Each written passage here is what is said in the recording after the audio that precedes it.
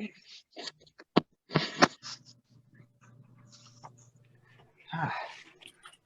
right, everybody. I think we're going to get this show on the road. Okay. Welcome to Best Books 2020. My name is Zach. I'm being joined by Betsy as well as Chris, and we're going to run down some of the best books of 2020, fiction, nonfiction, and cookbooks. This is the third annual Best Books program. This was started a couple of years ago by former Timberland employee Sarah Pate, and we've picked it up in their stead. This is the first time we're doing it on Zoom, and hopefully it goes pretty well. Hopefully by 2021, we'll all have you in person, and we can actually eat some snacks and whatnot. But for now, we'll make use of Zoom. We're going to kind of be bouncing back and forth between the three of us, so expect there to be minor, brief hiccups as we switch our screen shares. So I appreciate your patience for that. It should be pretty smooth. All right. So before we get into the main brunt of this program, I got a few quick announcements for you. There is going to be time for questions and chats. So just like hang off on your questions until we kind of open the floor to those. Feel free to use the chat box if you want to ask questions or chat amongst yourselves, but there'll be plenty of time for you to share some books and ask questions later on. Do try and keep yourself on mute while we're doing our main book blurbs, just so that it keeps the Zoom focused on who's talking. Feel free to come in and out of video as it pleases you. But yeah, use the chat all you want. Few announcements of library things coming down the pike. Currently, we just started a brand new book club called Double Booked, which you'll be hearing a little bit about throughout this Best Books presentation, as some of the books are part of that club over the next year. We also have a film club that meets monthly that's been doing virtual meetings for the last 9-10 months. We often look at movies that are playing at the Capitol Films, at the Olympia Film Society, as well as movies on Canopy. So if you or someone you know is interested in film, you might want to check that out. Betsy's posting links to these in the chats, but just know that after this, in the coming days, we're going to share lists of all the books we talk about today, all the books that you recommend, as well as some of the other things that we mentioned. So only feel the need to take feverish notes if it pleases you, because we will kind of provide all of this for you. Also, some of you may have heard, we have a new West Side location opening up sometime in April. The exact open date is not set in stone yet. There's still some details that need to be ironed out, but it will be located in the mall. Gosh, long before I started working here, we've been trying to find a way to serve folks on the west side of Olympia. So we're super excited to finally have the opportunity to do that in whatever capacity we can. So look out for that in April, especially if you're on the west side. And then also currently, and I imagine most of you have been using our takeout right now, but right now we're offering curbside takeout either by phone, or we also have a pickup window installed where you can come up and talk to staff through a handy microphone and pick up take care of printing, as well as get grab bags, which we'll talk a little bit more about here shortly. Okay, so that's most of my opening intro spiel, and so we're about ready to get into the brunt of this program. Welcome all of you that just showed up. You didn't miss anything that exciting. Just know that we'll share the important details in an email to all of you later on. So welcome. Keep yourselves muted until we open the floor for questions. Feel free to chat box away. Oh yeah, and also most of the books that we're talking about today are available as digital ebooks or audiobooks on our Overdrive or Libby site.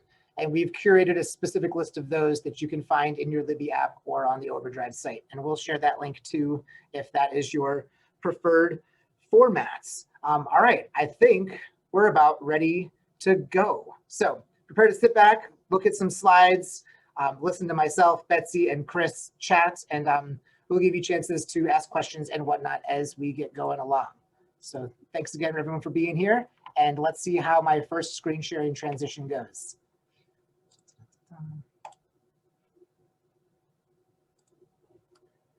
Alrighty, so best books of 2020. Sure, why not? Who are we? Three people that work at a library, but we're going to do our best to give you a bunch of books that you might want to read or look into. So before we do that, we're going to kind of talk a little bit about how we came up with these books, how we help people find books to read, and different ways that you can use to make the best use of your library resources as well as anything else that's out there to find the next book that you're looking for. So we're going to do a quick rundown of some of the things that we like to use. All right, so new to this year, which is going to go on forever, even after the pandemic is over, is you can request personalized grab bags from the library.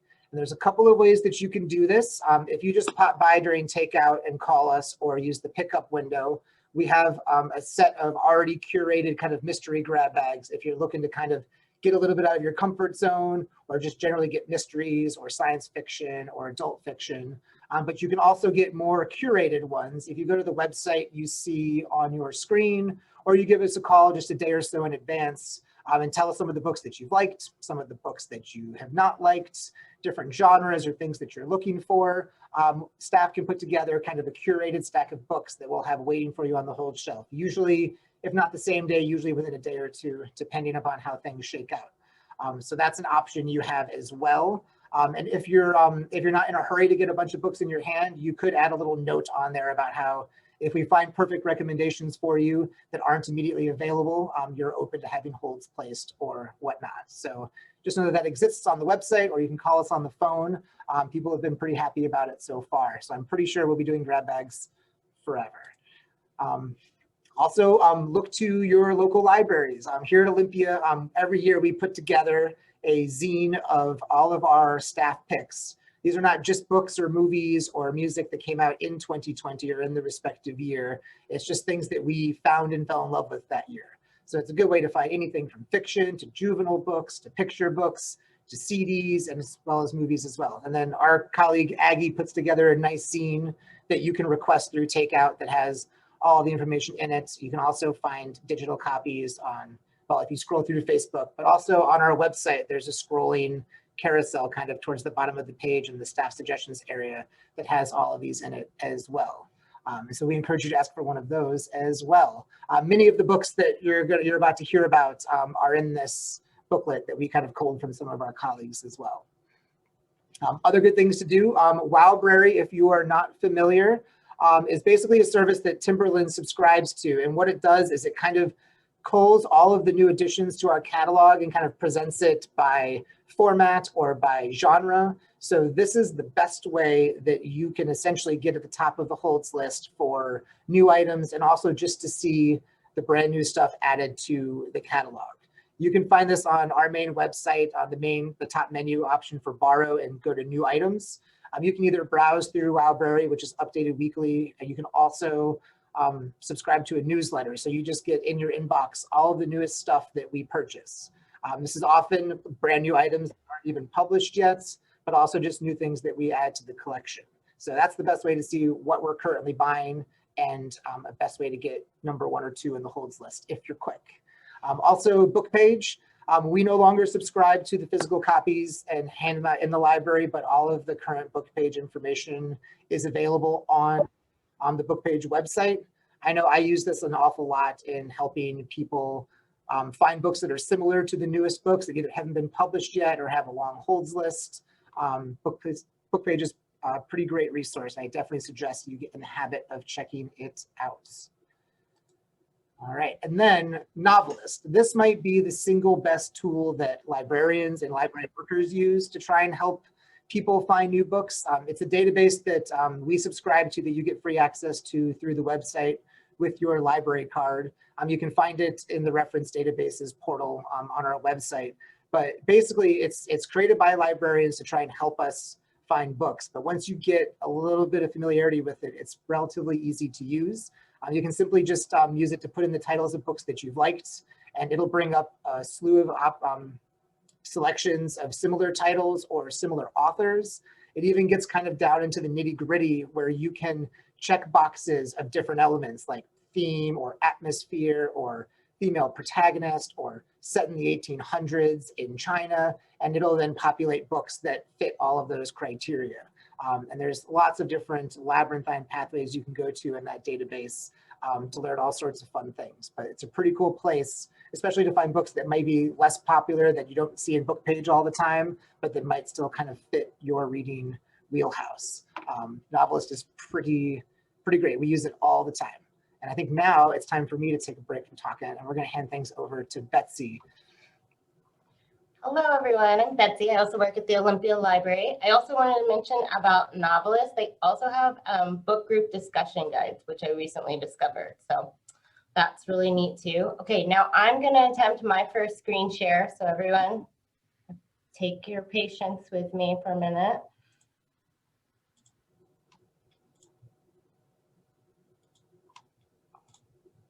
Okay, did that work? Okay, great. All right, so another great way to find books is social media. Of course, Instagram and Facebook. Always good to follow your local library on both Facebook and Instagram to find out all new things, books. Also, Instagram has a huge, deep community of what they call bookstagrammers, which are just personal people. They kind of document their reading journey. But there's also a great kind of book influencers like Well-Read Black Girl, who's just incredible about finding new and up-and-coming authors, as well as historical novelists. Also Twitter, if you follow your favorite authors, you find out what they're reading, which is always a great treat. And lots of publishing gossip. Okay. And of course, there's online newsletters. It's always nice to get fun email, right? Instead of just all the same boring receipts. A great place to start is your favorite bookstore probably has an online newsletter you can subscribe to. Also publishers, and not just the big four, but I really like to follow my favorite indie or small presses. And that way I hear about books that aren't getting the same level of publicity, and that's a great way to get on a holds list or ask your library to order some books.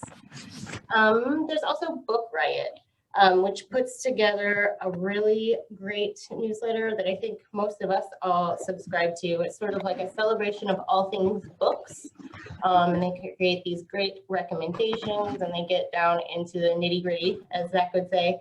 And you could say, I really love Handmaid's Tale. What are like 12 other books that are like that, and kind of go from there. So that's a good one. And they do quizzes like what book should I read next, which I know everyone loves. Okay, and my new favorite way to find my next great read are podcasts. So there's a few different kinds, and these are just three that I personally really like. The Stacks is kind of like an interview show of new and upcoming books, and they interview the author as well as kind of have a virtual book club that you're invited to, where they talk about that book with a different up-and-coming author. And if you're into genre fiction, there's a podcast for every kind of genre and subgenre you can imagine. This is my favorite one, Crime Writers of Color. So that's a really great way to find out about new authors and new books. And of course, there's wonderful podcasts where people like LeVar Burton will read to you. So that's always very pleasant. And then, so you may be asking yourself, where did all these titles come from that we're going to tell you about today? A few different places.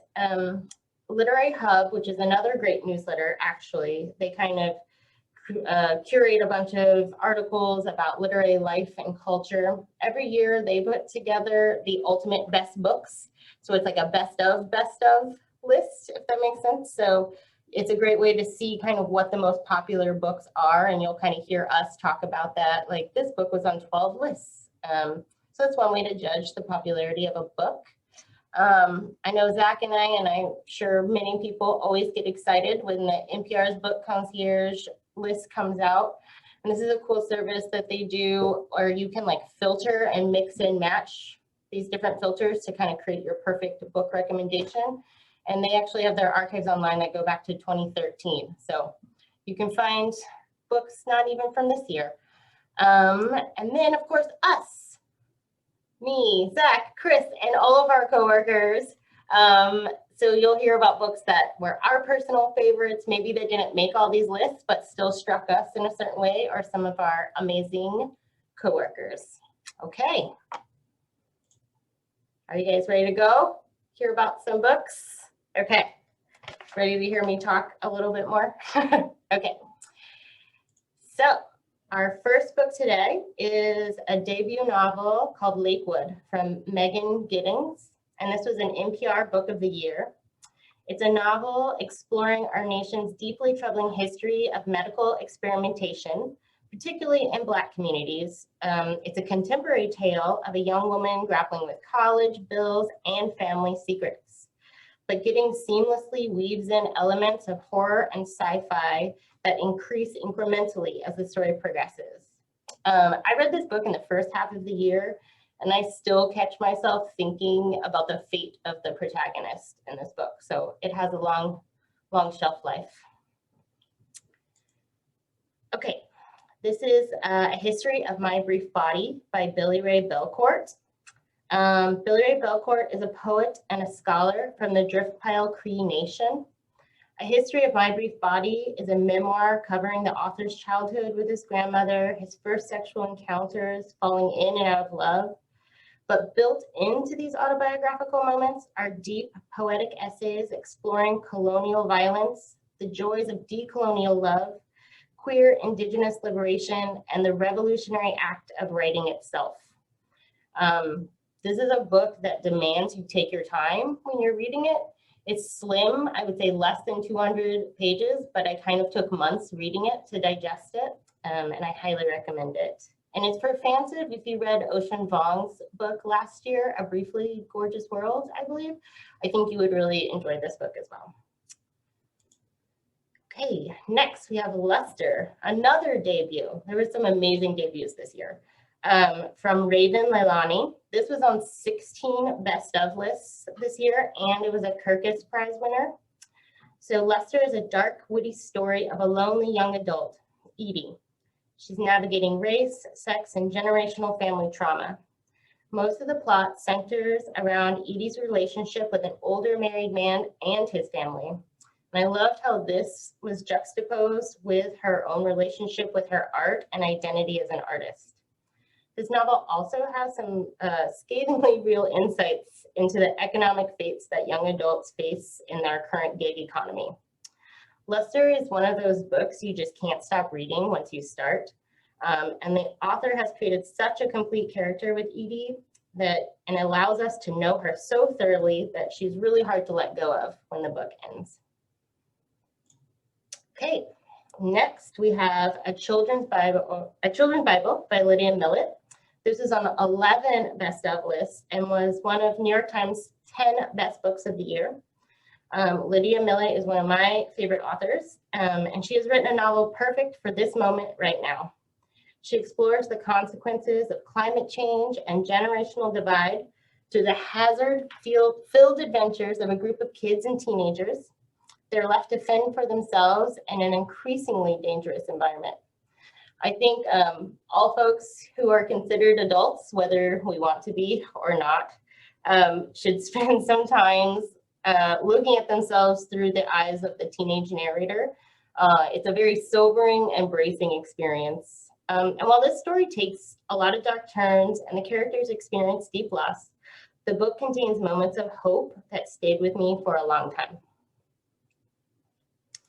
Okay, now we have another nonfiction entry called Hood Feminism from Mickey Kendall. This was on 8 best of lists and was a Washington Post notable book of 2020. Kendall shares with the reader her laser-focused insights into how feminism, typically helmed by white and middle-class women, leaves behind the most vulnerable and marginalized. Kendall's personal stories keep you engaged and make clear the intersection of race and gender in creating oppressive realities. Her critique is deliberate and detailed, but she generously offers the reader clear pathways to change and invites us all to open our thinking as to what feminist issues are. I really appreciated and benefited from the depth and breadth of the author's insight and analysis. And this was a staff pick of at least 2, if not 3 staff this year. So next, we have an epic novel, The Vanishing Half by Britt Bennett, which was on 25 best of lists this year. So needless to say, it was on every list ever. Our wonderful coworker, Aggie, also submitted this to our staff picks, and they said it's an absorbing intergenerational family drama that explores race, identity, motherhood, class, and gender. I also thoroughly enjoyed this book. It's great for readers who love to sink into a sweeping epic.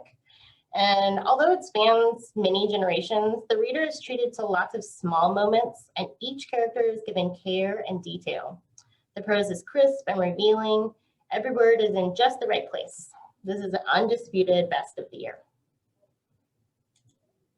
Okay, so this is The Death of Vivek Oji by Akwaki Emezi. It's on 9 best of lists. I'm actually currently reading this one right now, but it's been on my list since before publication. This is a subversive crime mystery novel that takes place in Nigeria. And it's an exploration of the different pathways to love and acceptance that humans find. Based on the title, it's no spoiler to say that the titular character dies in the first sentence. In fact, it's the only sentence on the first page. But we get to know him as his mother and cousin begin their own separate investigations into his death. By changing from first and third person narration and characters' perspective throughout the novel, Emezi creates enchanting levels of knowledge and revelation. I think this is one of those books that the less you know about it going in, the better. But I will say the longer I read it, I find myself less focused on the answer to the mystery, but no less enthralled or intrigued. It's amazing. Okay, now we have Post-Colonial Love Poem by Natalie Diaz. And this was a finalist for the National Book Award in Poetry. I always like to sneak a poetry collection into this presentation. And this one is hard to ignore. It demands attention. This is the second poetry collection from Diaz, who describes herself as queer, Latina, Mohave American poet, language activist, former professional basketball player, and educator. I love the first sentence of the publisher's book blurb, which is, it's an anthem of desire against erasure. These poems traverse in land, body, water, autonomy, bone, and language. They expertly shift our gaze and our understanding of history and the present to an indigenous one. These poems can be read over and over. Okay, we're getting closer, guys. Thanks for staying with me. Okay, next we have The Office of Historical Corrections from Daniel Evans, which was on 12 best of lists and was a finalist for the Story Prize. I love how a great short story collection can really emphasize an author's craft. They can create an entire world in a few short pages. And Daniel Evans is a master of building big plots in micro moments. This collection of stories and a novella explores race, including its performative nature, female friendships, violence, and American history. The Washington Post review said, the title novella manages to combine George Orwell's bureaucratic chill from 1984 with Toni Morrison's elegant judgments from Beloved, which I just think is most excellent. Okay. Next, we have The Only Good Indians by Stephen Graham Jones, which was on 6 best of lists. I have not read this one yet, but I am really looking forward to it. Our colleague and resident expert of all things cool and scary, Sarah, submitted this for our staff pick and said, definitely my favorite book I read in 2020. It's an Own Voices native horror. It's complex, creepy, well-written, and page-turning. So that sounds exciting. Also, shameless plug, the newish book club, Double Booked, that Zach and I recently started. We'll be reading another book, a novella from Stephen Graham Jones called Night of the Mannequins for our April meeting, I believe, right? Is it April? He'll put the link in there. Hey. And we'll be exploring the intersection of horror and coming of age. So that's something else to look forward to. Okay, next. Oh, I love this book. Okay. We have The Undocumented Americans by Carla Conejo Villavicencio, which was a National Book Award finalist and was on 8 best of lists. Villavicencio, a DACA recipient herself, travels the U.S. to explore, document, and witness the experiences of her fellow undocumented Americans. Their stories are not meant to inspire us or prop up lazy tropes of bootstrapping, but they are deeply personal, moving, honest, and urgent. This book is at once a journalistic investigation, a memoir, and a poetic portrait of our neighbors whose lives are often hidden. This book made me cry more than once, and for a wide range of emotions. I would say it's a must read.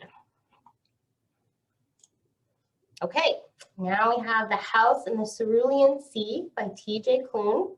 I tend to naturally gravitate to books that are dark and intense in nature, but I actually do like joy and enchantment and even a happy ending from time to time.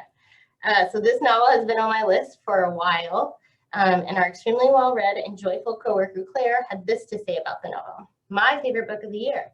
A delight of a book with themes of found family, standing up for what you believe in, and fighting for what is right. Friendship, growth, faith, nature, adventure, and love. And based on that review, I kind of want to read it even more. So, okay, now we have Catherine House from Elizabeth Thomas, another debut novel. This is a fun, suspenseful Gothic read that incorporates some eerie sci-fi elements with a surrealistic flair. The author demonstrates some A-class world building with a detailed rendering of an elitist, secretive, and shabby chic college, Catherine House. This book delivers classic genre haunts and scares, but author Elizabeth Thomas definitely creates a diverse group of lost and lonely students who inspire genuinely aching nostalgia in the reader.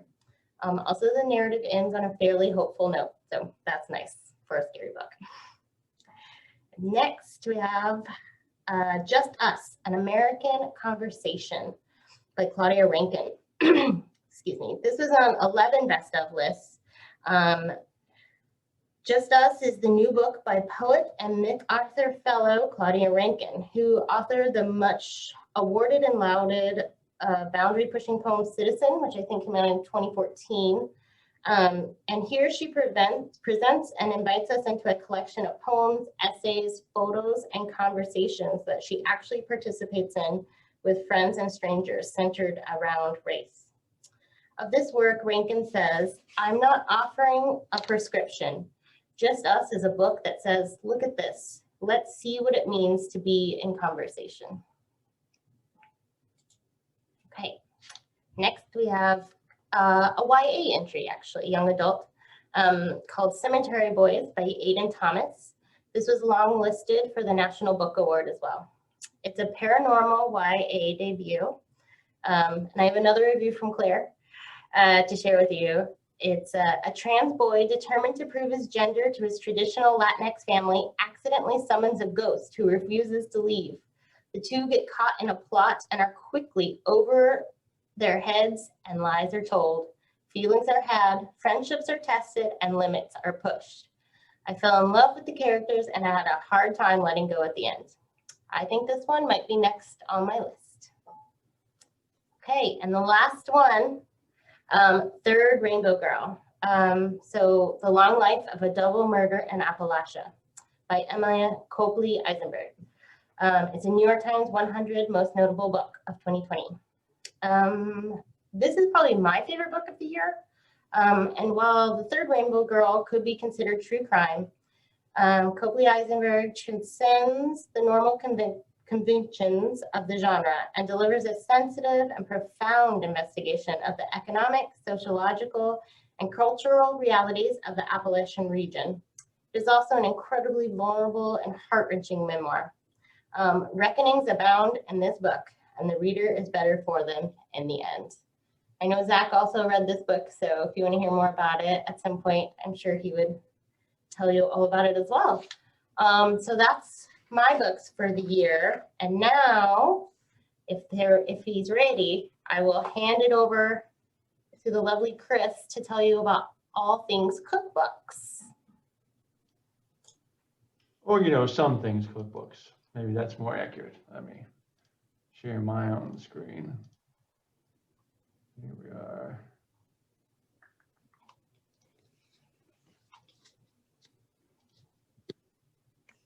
All right. Everybody can see that okay?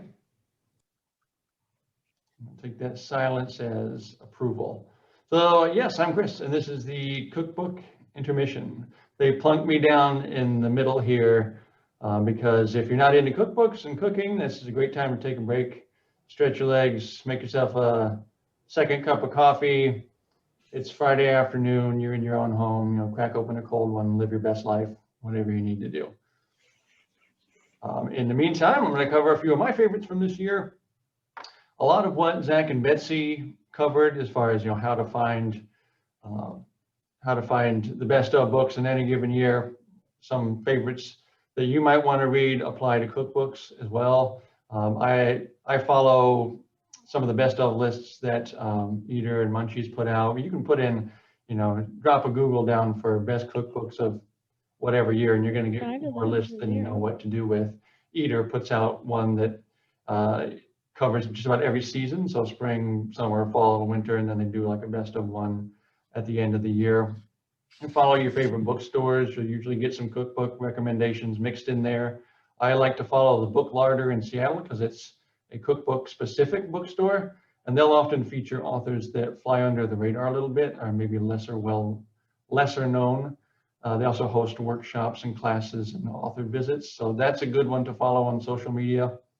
I watch a lot of cooking videos on YouTube, and a way I would recommend to find new authors that you like is if you can find one particular chef or author that you like a lot and you follow their social media, they're inevitably going to recommend other authors and chefs that they like.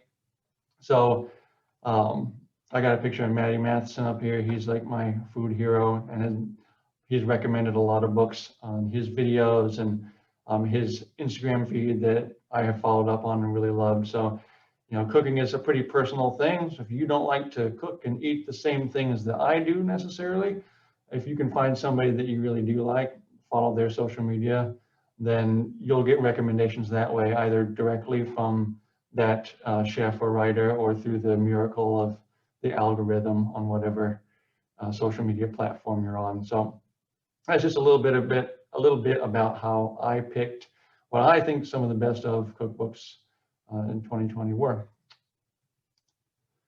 So the first one I wanted to highlight is called The Flavor Equation by Nick Sharma. Nick Sharma is a molecular biologist and food columnist. If you can trust anyone with food and cooking, it's probably a molecular biologist. This book reminds me a lot of Salt, Fat, Acid, Heat by Simon Nosrat, in that it's an instructional kind of book. There's a lot of other books like that. Usually a new one comes out every year. So there's like the folks at Cooks Illustrated put out the Science of Good Cooking. There's Harold McGee's On Food and Cooking. There's Ruhlman's 20. This one is more about the different elements of cooking and what contributes to a particular recipe or a particular flavor. Betsy is looking at me. We can't see your slideshow. Bear with us. We're going to get our slideshow started. All right, are we back in business? Yes. All right, cool.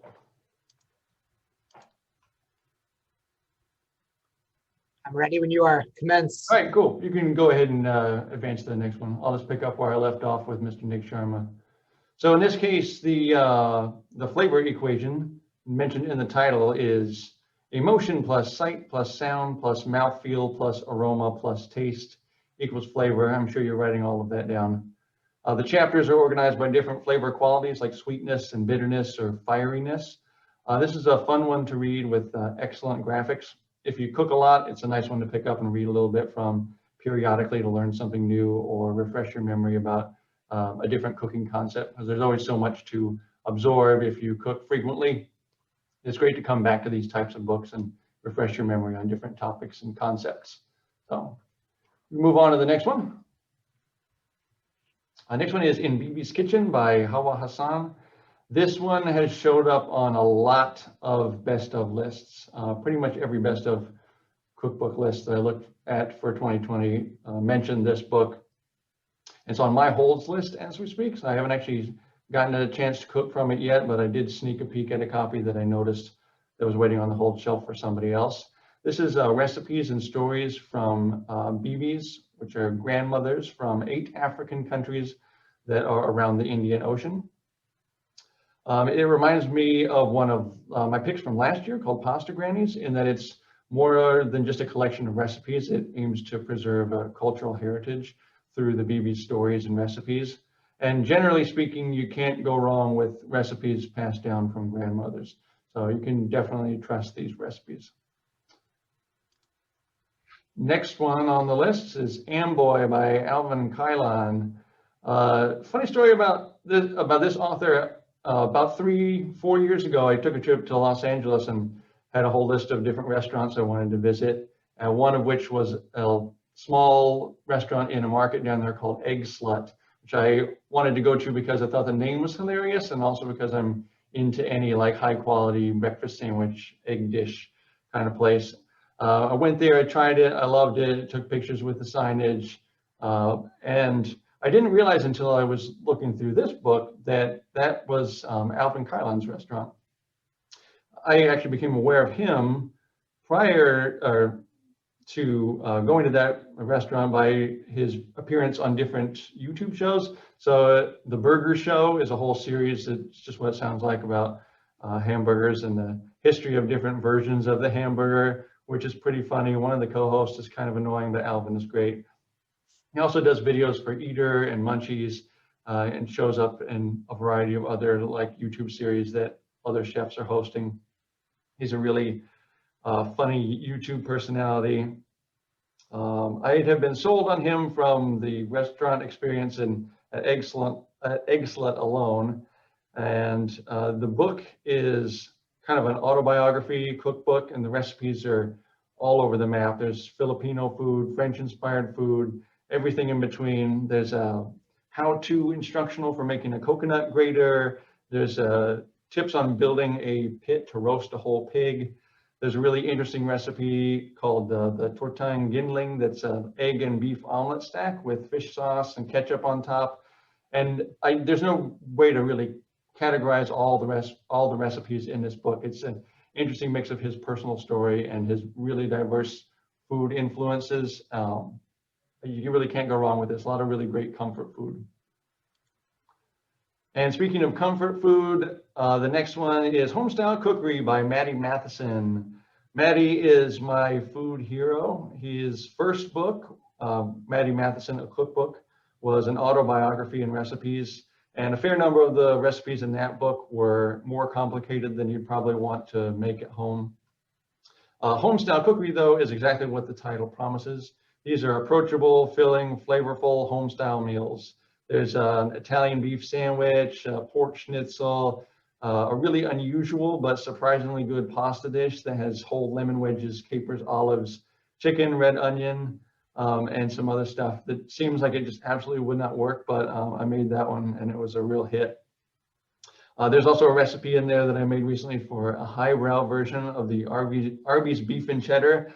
Features a nice slow roasted beef roast with some Cheese Whiz sauce, and I can personally vouch for how good that is. He's really good with the kind of high-low stuff.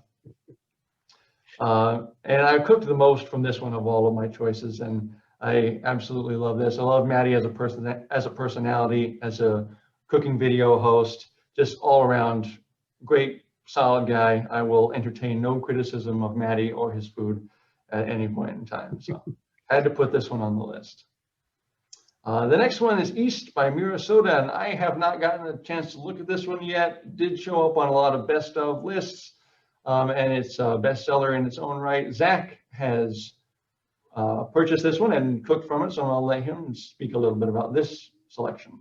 Oh yeah, this book is tremendous. I've only barely scratched the surface because I just bought it for myself under the guise of buying it for my partner for the holidays, and it's delicious. We owned her previous book, which is called Made in India, which has kind of more like casual, like easy access, like Indian recipes or inspired Indian recipes for kind of like an American cook. And that book is amazing. And this one kind of covers not just India, but kind of all across Southeast Asia and up into the East as well, kind of taking influences from all around that part of the world and applying them to vegan and vegetarian cooking.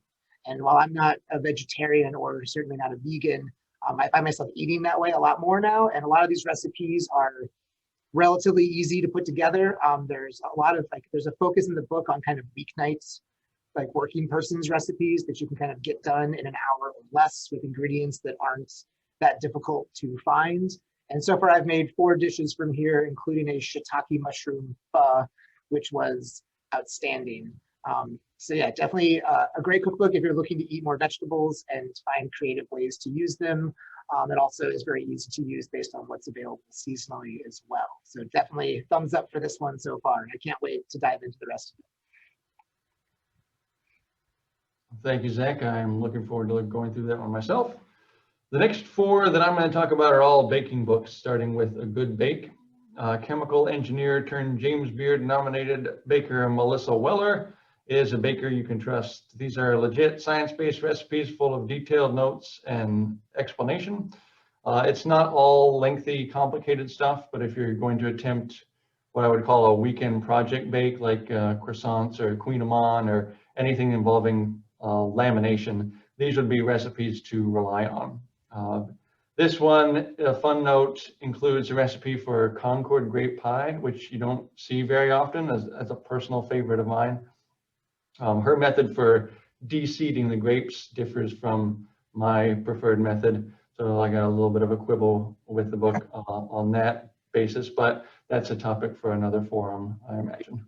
My partner went through this by my request and book-eared or dog-eared all the recipes that she would like me to try and attempt, and remarked that all the pictures in the book are like, they all seem the perfect shade of brown. Everything looks like, everything's kind of brownish, but in the best possible way. So a lot of promising recipes in that one.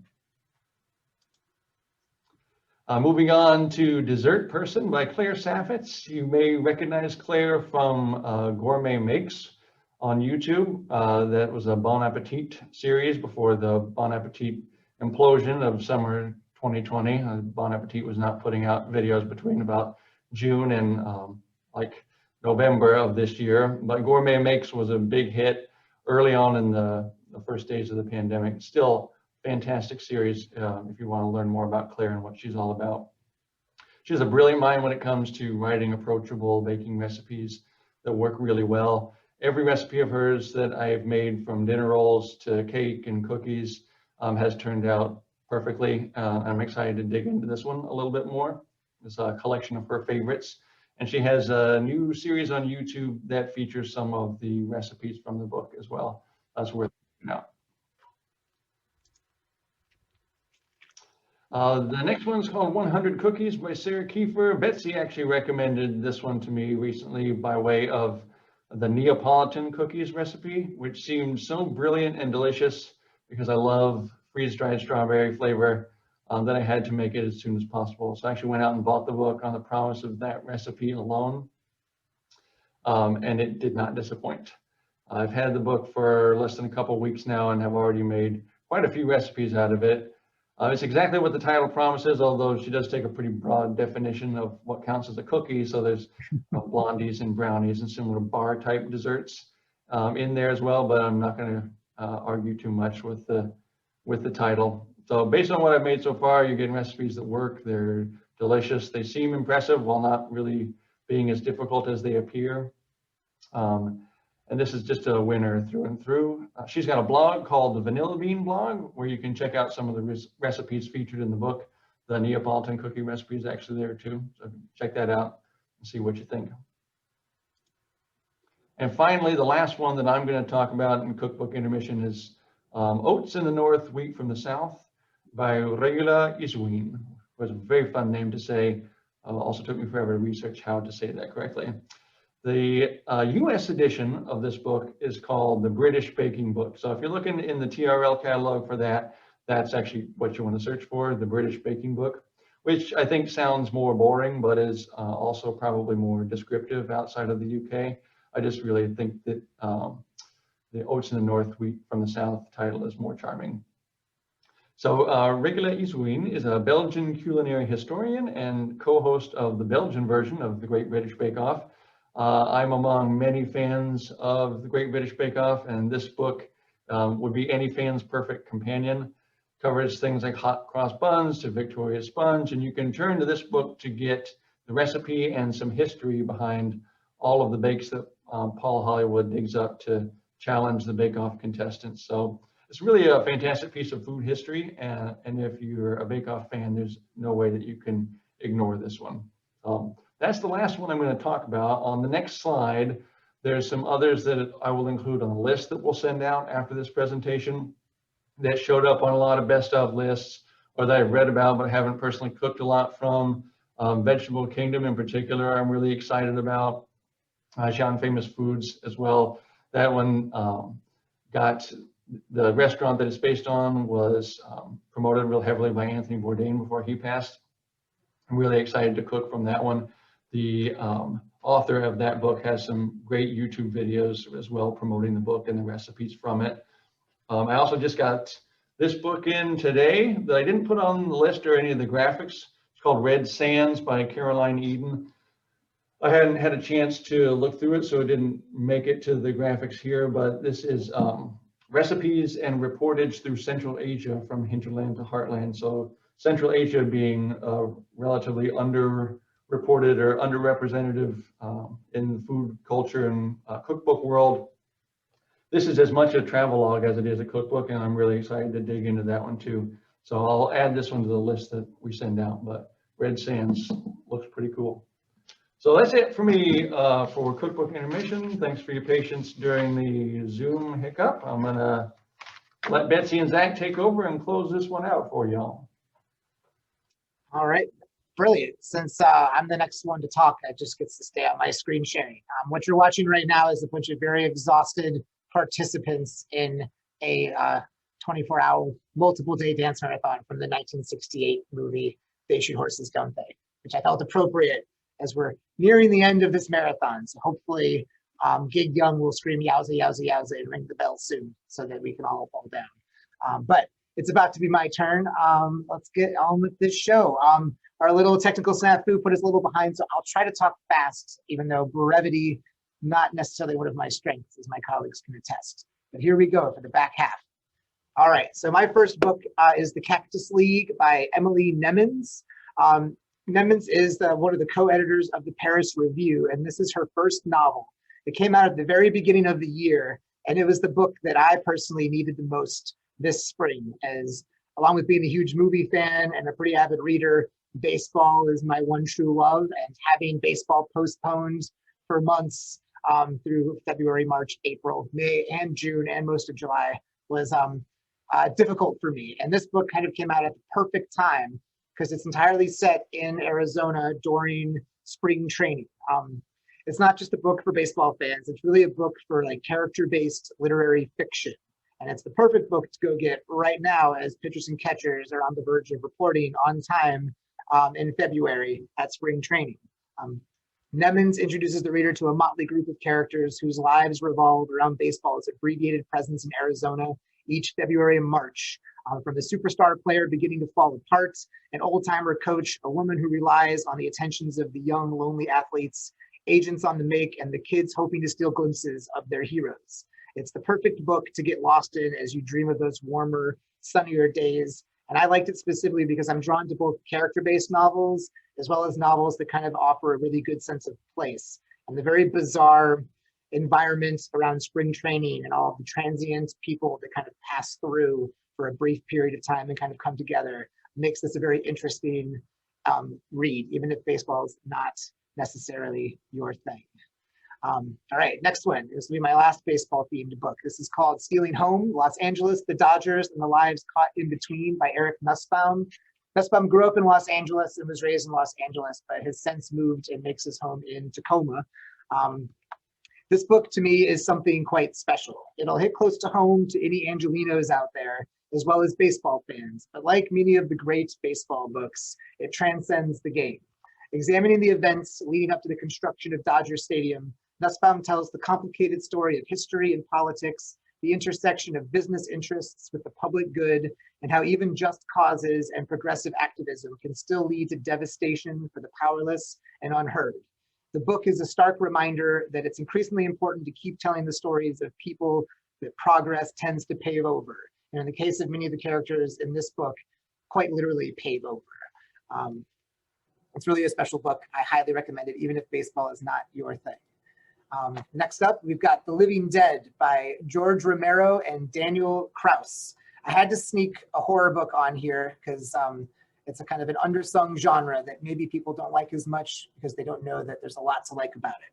But The Living Dead, for those of you unfamiliar, George Romero is the director of the various Living Dead movies, starting with Night of the Living Dead, and he made 6 more of them. And they're one of the most beloved and popular horror franchises in existence. And for decades, he was tinkering with a novel that he sadly couldn't finish before he passed. And after he died, his wife sought out Daniel Kraus, who's a beloved and well-known YA horror writer, to pick up the pieces and complete the work. And so what results is this epic tome. It's nearly 700 pages long that kind of acts to kind of seal together the entire Living Dead universe, even though you don't have to have watched the other movies to kind of get into this book. So for the horrorverse, there is lots of gruesome brutality in it for sure, but more than just being like a horror book, it's really just like an epic of dark fantasy that would be good for fans of Stephen King or Joe Hill, or Paul Tremblay or Joe Mayberry.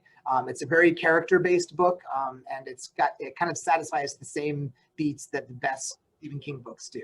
So highly recommended for horror fans, or if you like suspense and action, I think it's worth taking a flyer on.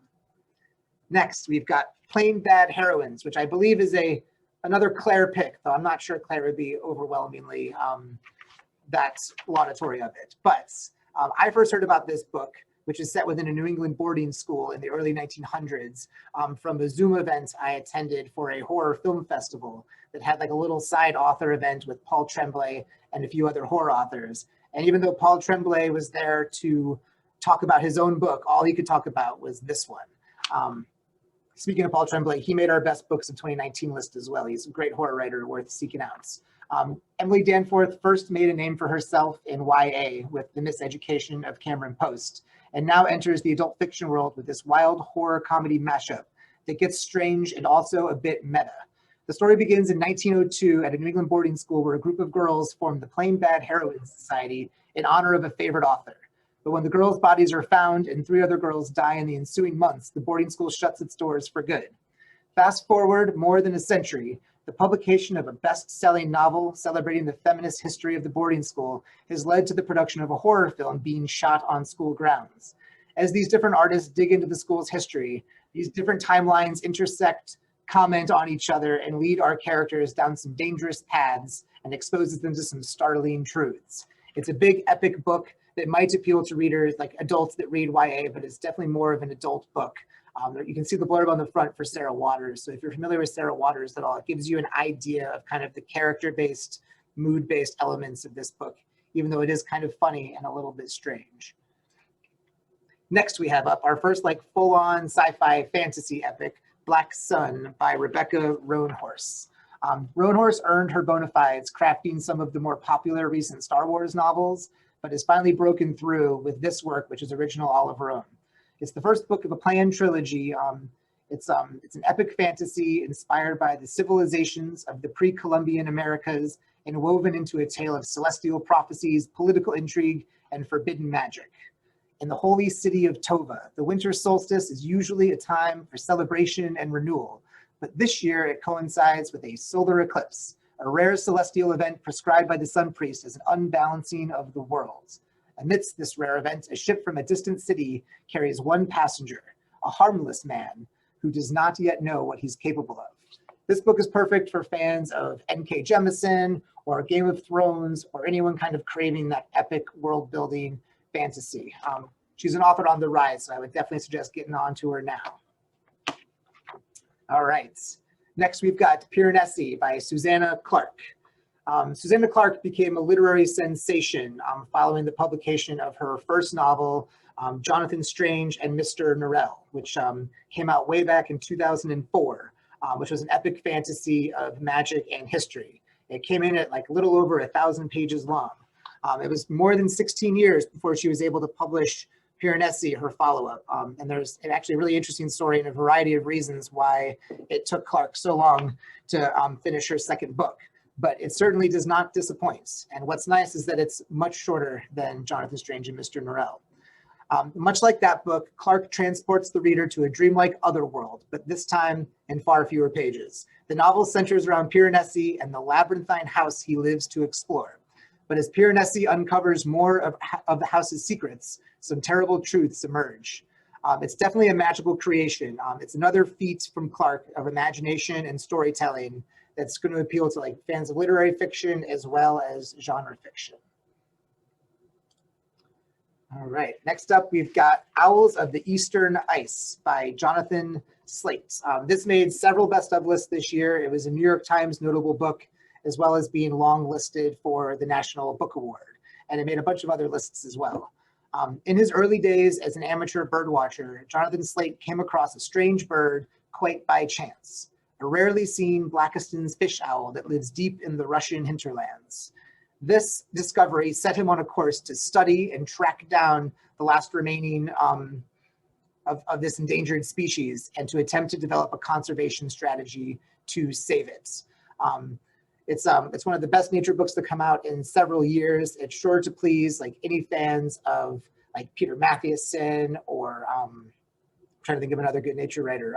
But definitely an interesting look into owls, conservation, and the kind of shrinking environments for some of these things to live, some of these animals to live. So that's definitely one worth checking out. All right, now we get into the crime section of this slideshow. I've got a handful of really good crime books to recommend to you. First up is These Women by Ivy Pachoda. Pachoda's been flying under the radar in the crime fiction world for a while, but These Women kind of offers her first big breakthrough. In West Adams, a rapidly changing part of South Los Angeles, they're referred to as these women. These women on the corner, these women in the club, these women who won't stop asking questions, these women who got what they deserved. In this masterful new novel, Pachoda creates a kaleidoscope of loss, power, and hope featuring 5 very different women whose lives are steeped in danger and anguish. They're connected by one man and his deadly obsession, though not all of them know it yet. There are a lot of great crime writers currently using Los Angeles, specifically modern Los Angeles, as a backdrop to their stories, including Steph Cha, whose book Your House Will Pay was on our best books list last year and can be borrowed right now with no holds. Pachoda is one of the best among that group, digging into seams of LA life that most of us never get to see, and in all honesty, probably couldn't handle if we did. Also, I'm obsessed with that cover. I don't know what it is about that font and those colors, but that cover is one of my favorites of the year. And I am one to judge a book by its cover. Next up, we've got Little Secrets by Jennifer Hillier. Hillier is also a rising star of the crime fiction scene and is finally kind of cementing her place as among its best. This book, Little Secrets, begins as a missing child thriller, but evolves into something much more as it turns into a desperate attempt to save a marriage. Much like the Alfred Hitchcock movie Psycho, Hillier uses the investigation of one crime to kind of distract the reader while unearthing something entirely different, setting the protagonist down a road that may not have any off-ramps for them. This is quite simply one of those thrillers that will consume your entire evening, and there's not a whole lot that you can do about it. When No One Is Watching by Alyssa Cole. Cole has cemented herself as a star in the romance genre, including her standout book, An Extraordinary Union, which is a Civil War spy romance, and is also going to be one of the upcoming books we discuss at our Double Booked Club. It's actually going to be for our March session coming up, and there are books waiting to be handed out right now, which that's a really cool romance. If you're into historical romance, Extraordinary Union is something special. But with this book, No One Is Watching, Cole kind of enters into the thriller crime scene and immediately takes her place as one of the best going.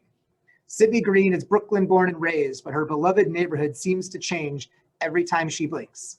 Condos are sprouting like weeds, for sale signs are popping up overnight, and the neighbors she's known all her life are disappearing. To hold on to her community's past and present, Sydney channels her frustration into a walking tour. But her deep dive into history quickly becomes a dizzying descent into paranoia and fear. Her neighbors may not have moved to the suburbs after all, and the push to revitalize the community may be more deadly than advertised. This book is blurbed as being part Rear Window and part Get Out, which is more than enough to get me to sign up for it. Cole kind of explores this sinister new meaning behind rapidly gentrifying Brooklyn and realizes that perhaps the previous tenants didn't move out after all. All right, next we've got Untamed Shore by Sylvia Garcia Moreno. Sylvia Garcia Moreno had quite the year in 2020. Her novel, which you see on the far right, Mexican Gothic, busted into the mainstream and was well represented on a slew of best of lists. And quite naturally should make this presentation, so kind of does as a supplement, but you'll have to get to be number 140 on hold for that one right now. Although we'll also be discussing that at the end of the year as well. But for this purpose, we're gonna kind of highlight her first book that came out in 2020 that nobody seemed to pay any attention to, Untamed Shore. It's set in 1979 Baja, a strange slice of coast that is home to modest and very interconnected locals. Viridiana has more to overcome than most. She has rejected the childhood boyfriend her entire village expected her to marry, and she's forever stained by the departure of her father, who is reviled by most in her village, including her mother. Perhaps unfortunately for Viridiana, she's a lot like him. He dreams of a bigger life, a life of adventure. When she's hired by 3 wealthy tourists to look after the family's eccentric patriarch, Viridiana finds herself swept up in a world of lust, greed, and manipulation. But as Viridiana exposes a possible murder, she finds herself conflicted between truth and justice and just how much fun she's. This book reminded me of Patricia Highsmith in the best possible way, but it's about characters that Patricia Highsmith would know little about.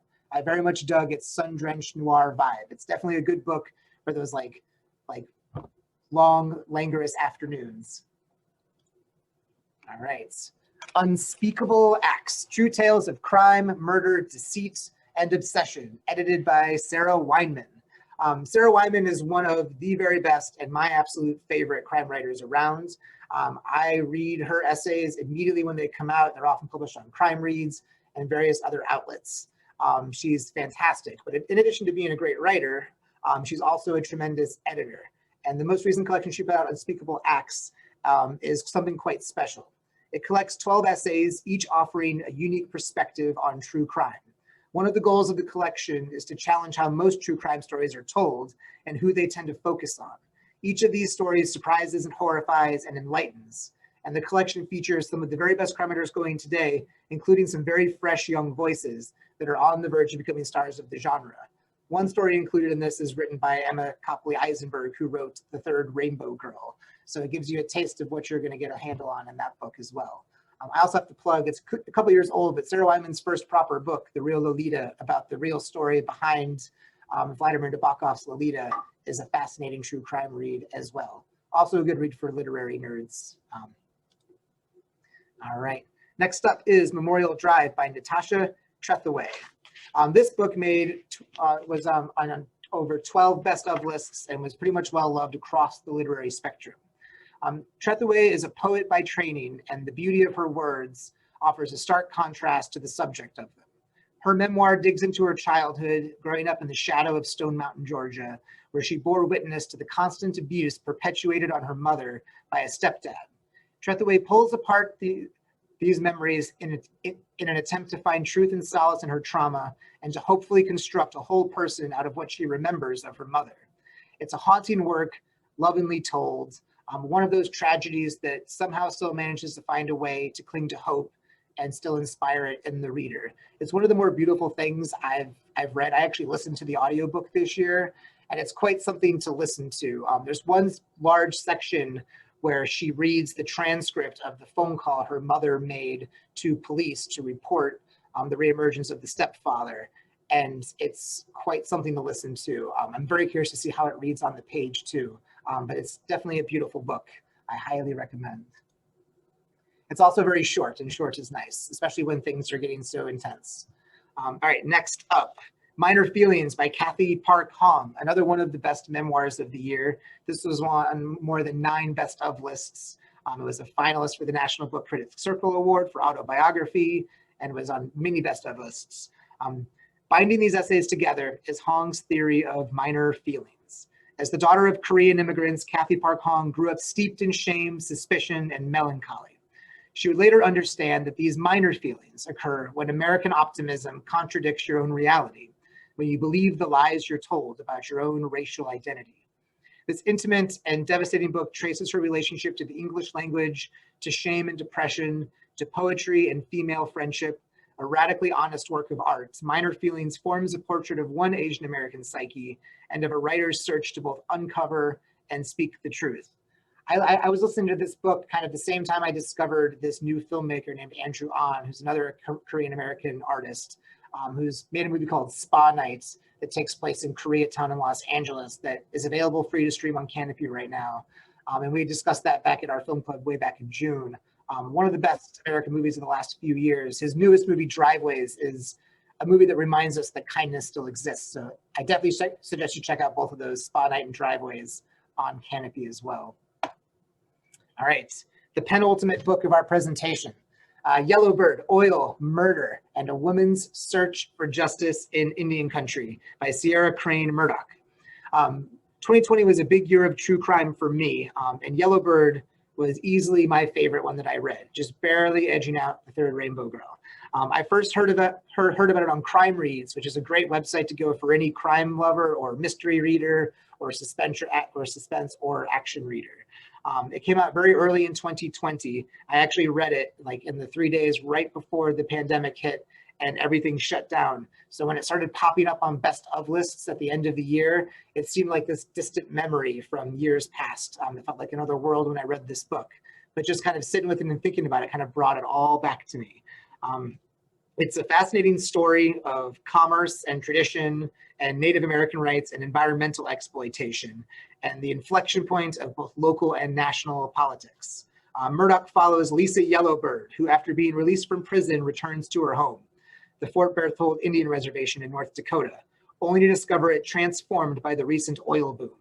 She becomes obsessed with the disappearance of a white man from Washington state and begins to investigate what happened, which leads her down a labyrinthine trail of big money, shady local dealings, and the detritus that gets washed up in the wake of massive economic booms.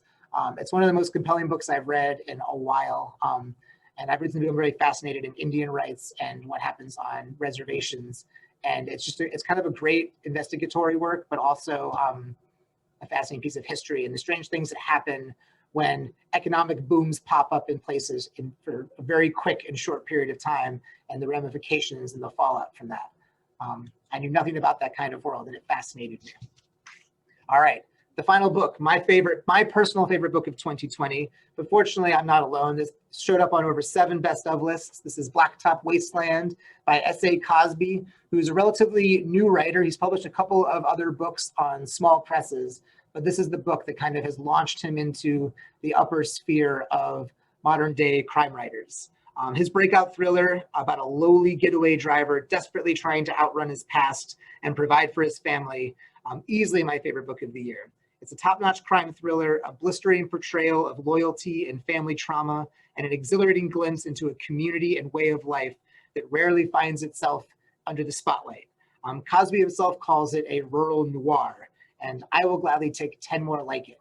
It made me think a lot of Attica Locke's Bluebird, which came out a few years ago. She's since written a sequel to it, which kind of takes place in rural East Texas. Just a really great crime thriller, very much character-based, but doesn't waste any time getting to the action. Easily my favorite book of the year. I sucked this one down for sure. And that is the end of our Best Books of 2020 presentation.